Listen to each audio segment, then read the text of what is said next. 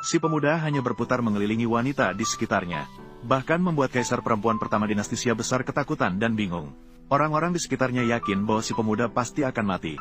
Karena hal yang paling dihindari oleh kaisar perempuan adalah larangan bagi pria untuk mendekatinya sedikit pun. Tidak lama kemudian, Raja Utara Kota hampir mendekat 1 meter dan langsung dibutakan. Namun, si pemuda tiba-tiba mengucapkan kata-kata yang mengejutkan. Apakah ada tanda lahir bunga teratai kecil di pinggangnya? Ternyata, hal itu terjadi kemarin. Murid kaisar perempuan bertarung sengit dengan siluman rubah di rumah si pemuda.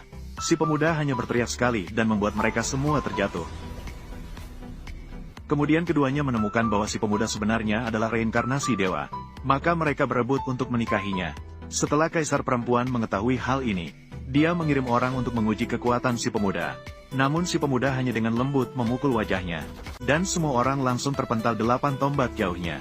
Melihat bahwa bawahannya tidak bisa menghadapi pemuda itu, sang ratu hanya bisa turun tangan sendiri.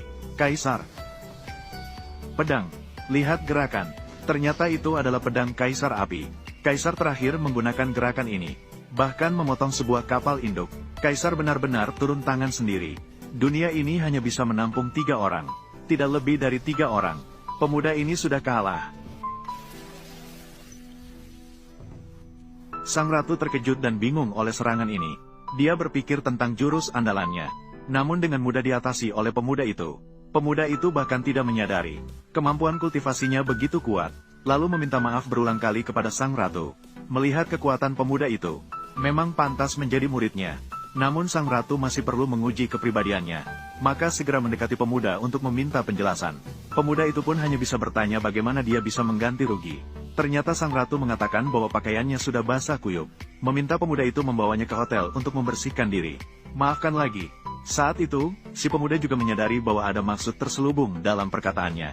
Si pemuda segera menyatakan bahwa dia adalah orang yang jujur dan baik, lalu menolaknya. Namun sang ratu tidak berniat untuk membiarkannya pergi begitu saja.